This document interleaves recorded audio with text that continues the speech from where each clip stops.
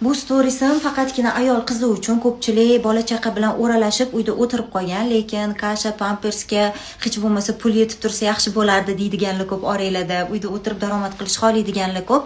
Shu uchun bu storiesimni o'tkazib yubormaylar. Bilasizlar, NL kompaniyasi jahon bozoriga kirib kelganiga 24 yil bo'ldi. O'zbekistonga kirib kelganiga kamida 6 yil bo'ldi.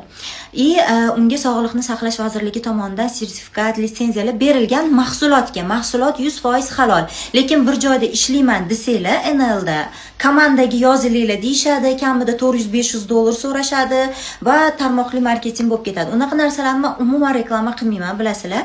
Va men sizlarga hozir 100% halol yo'lini topib qo'ydim. Ya'ni Mohinur Toshdemirova orqaligina, faqatgina ular orqali sizlar NLda halol ishlashingiz mumkin. Qanaqa qilib desanglar, men sizlarga yaxshilab tushuntiraman, diqqat bilan eshitinglar. Bir tiyin sarflamasdan tekinga registratsiyadan o'tasizlar, tekinga ro'yxatdan o'tasizlar. Keyingi storiesda tushuntiraman.